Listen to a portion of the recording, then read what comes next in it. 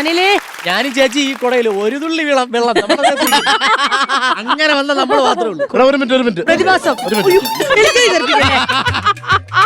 എന്റെ കോട്ട ശരിയാണ്.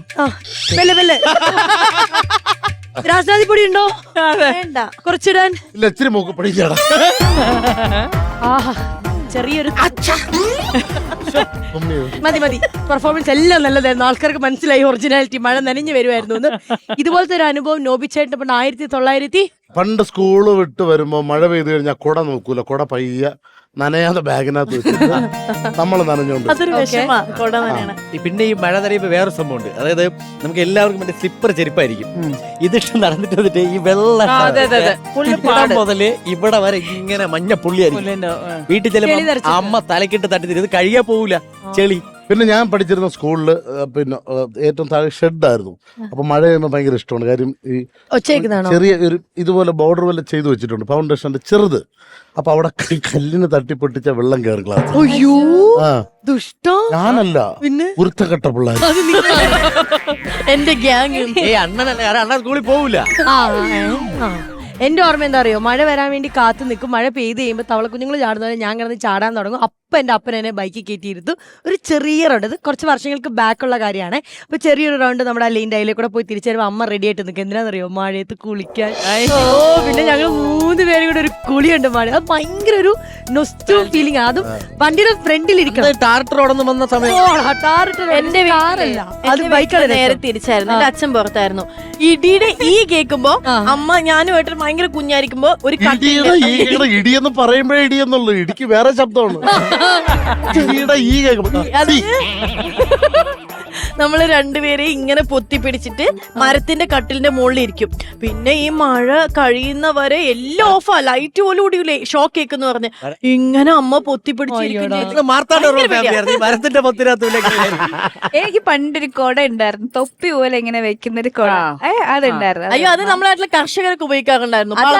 അത് നിങ്ങളുടെ കാലത്ത്, നാട്ടിൽ നിന്ന് നിങ്ങളുടെ കാലത്ത് എന്ന് പറയണം, പണ്ട് വർഷങ്ങൾക്ക് മുമ്പ് ആ കൊട ചൂടിക്കൊണ്ട് പോവാനായിട്ട് എനിക്ക് ഭയങ്കര ഇഷ്ടമായിരുന്നു. നമ്മൾ ഇത്രയും പേര് നമ്മുടെ വിശേഷങ്ങളും കാര്യങ്ങളും ഒക്കെ പറഞ്ഞു. ചേച്ചി ഒരു കാര്യം നോട്ടീസ് ചെയ്തോ, നമ്മള് ഡാൻസ് കളിച്ച് ഇത്രയും കിടിലാക്കിയ പിള്ളേര് അവരെന്ന് പറയുന്നത് ശരിക്കും നാട്ടിൻപുറത്തുനിന്ന് ആടിച്ച് പൊളിച്ചത് ഇവിടെ വന്നിരിക്കുകയാണ്. പാലക്കാട് നിന്നല്ലേ നിങ്ങൾ വരുന്നത്? നിങ്ങളുടെ ഡാൻസ് സ്കൂളിന്റെ പേരെന്നാ? അഗ്നിപ്രഭ സ്കൂൾ ഓഫ് ഇൻസ്റ്റിറ്റ്യൂട്ട്. ആടിപ്പൊളി. അവിടെ പഠിക്കുന്ന പല ഏജ് ഗ്രൂപ്പ് ഉള്ള സ്റ്റുഡൻസ് ആണ് അല്ലേ? ഒരുപാട് കുട്ടികളുണ്ട്, ചെറിയ കുട്ടികൾ ഒരുപാട്. ഓക്കെ, അതിനിപ്പോ കുറച്ച് പേരല്ലേ വന്നിരിക്കുന്നത്? ഏറ്റവും സീനിയർ എന്ന് പറയുമ്പോ ഏത് ഏജിലുള്ളവരായിരിക്കും? പാരന്റ്സ് ഉണ്ട്. പാരന്റ്സ് ഉണ്ട്. ഓ, ആരാ പഠിപ്പിക്കുന്നത്? അപ്പൊ ഇന്നത്തെ ഈ കൊറിയോഗ്രാഫി ചെയ്തത് ആരാ? കൊറിയോഗ്രാഫി ടീച്ചർ തന്നെയാണ്. നിങ്ങൾ ആരെങ്കിലും ശ്രദ്ധിച്ചോന്നറിയില്ല, ടീച്ചറിന് ചേമ്പില കൈമാറിയാകിൽ. ടീച്ചറിന്റെ പേരെന്താ? അറിഞ്ഞില്ല. അഞ്ജലി. അഞ്ജലി ചോദിക്കുന്നുണ്ടെന്ന് തോന്നുന്നില്ല, എന്ത് ചെയ്യാണ്? അത് ഡാൻസ് എല്ലാം പഠിക്കുകയാണോ? കോളേജ് അല്ലടാ, കോളേജ് ആണോ സ്കൂളിൽ? ഞാൻ ഡാറ്റ അനലിസ്റ്റ് ആയിട്ട് വർക്ക് ചെയ്യാണ്. ഒപ്പം ഒരു ഇൻസ്റ്റിറ്റ്യൂട്ട് കൂടി കൊണ്ടുപോകും. സൂപ്പർ. അഞ്ജലി, എന്റെ ഒരു ഡൗട്ട്, ഒറ്റ ഡൗട്ട്. ഇല മാത്രമല്ല, നമ്പർ പോലും എഴുതി കൊടുത്തിട്ടില്ല.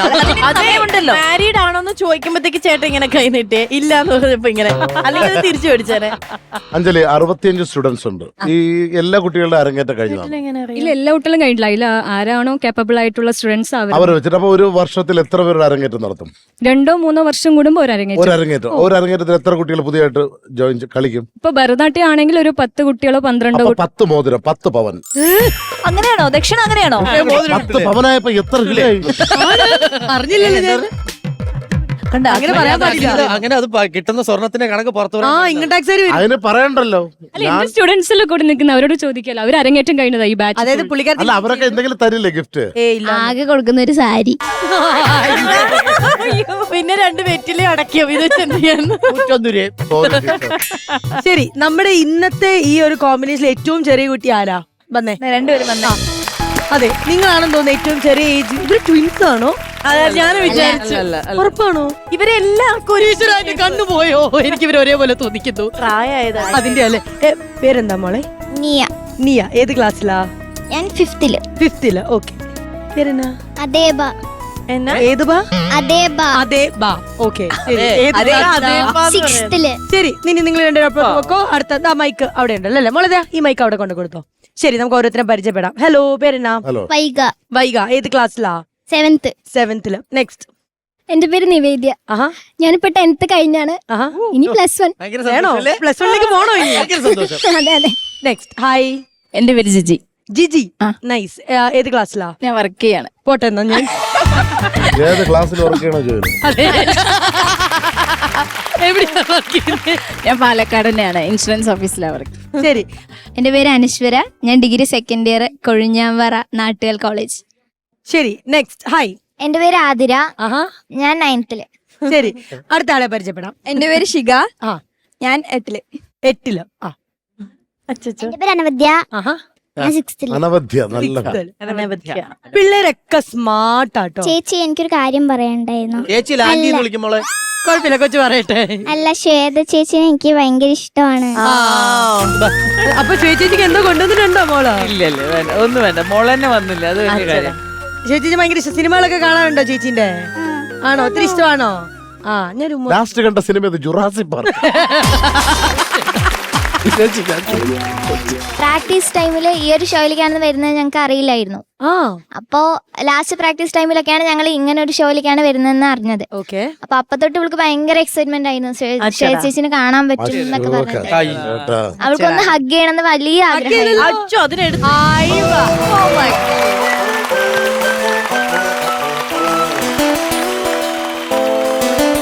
ഇപ്പൊ ചേച്ചി ഒരാളെ മിസ് ചെയ്യുന്നുണ്ടാവും ഈ അവസരത്തില്. ആയിടാ.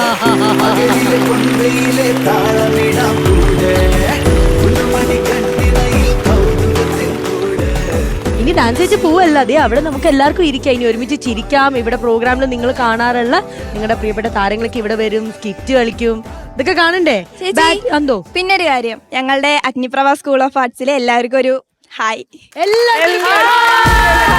പിന്നെ ഞങ്ങള് വരുന്നത് എലവഞ്ചേരി എന്നാണ്. അപ്പോ എലവഞ്ചേരിക്കാർക്കും ഒരു ഹായ്. ഹായ്, വലിയൊരു ഹായ്. Thank you.